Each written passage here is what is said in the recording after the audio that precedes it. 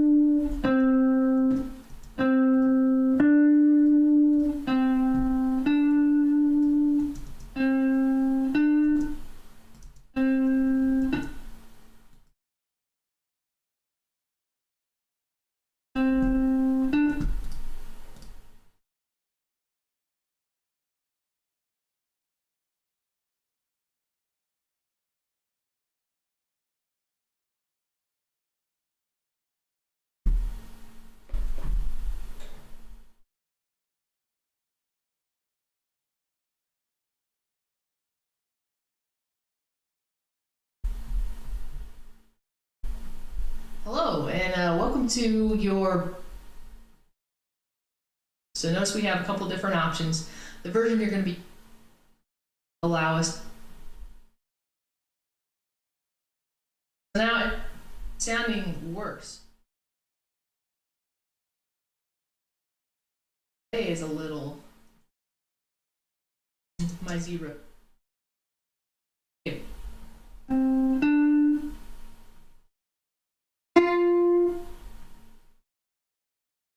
And tune them together to create a sound. Just one of those little things you do in production just to kind of change things up slightly, right? Still the same guitar, it's just using a little different section. Now, what we need to do is basically, just like we did before, we're actually going to use. We need to use the piano reference. This is what it sounds like.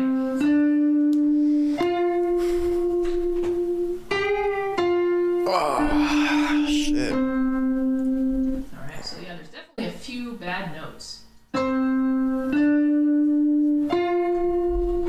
Alright, mainly this one. I'm going to go ahead and... I know for sure I have to separate. So I'm going to go ahead and pull this down just a little bit. And I was right. So it was a little bit sharp, right? Not good at that yet. Just pull it one direction. If it just keeps sounding worse and worse, go the other direction. And pull it. And I'm just clicking and dragging with my mouse when I'm doing it. Sounds great.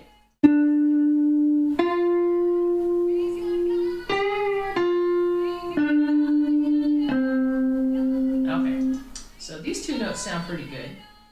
Then it starts again. We have a problem with this note, and then especially this line. I think they're going to be separate. Now you could highlight both of them and try to. It works a little better if you can find ways to down and simplify things even more. All right. Let's try the same thing. This is the same player. It's the same riff. Go ahead and just kind of pull this down similarly. And check that out. So they're following kind of a pattern where they're just a little bit sharp. All right. Now, playing this back, I'm not sure that's actually going to work. Try it. Let's see if they're following the same pattern. No. See, now that's where things change. Sometimes scales and notes, but singer or you're playing an instrument, sometimes get a little pitchy, flat and sharp. Pull this up instead. Notice I'm using the terminology push and pull quite a bit. This is something I use all the time in sessions when I'm tracking. It really helps people visualize pushing a note up when they're singing, pulling a note down when they're singing. Really concentrate on specific. That same terminology, push, pull stuff up, sense, pitch, and it just helps.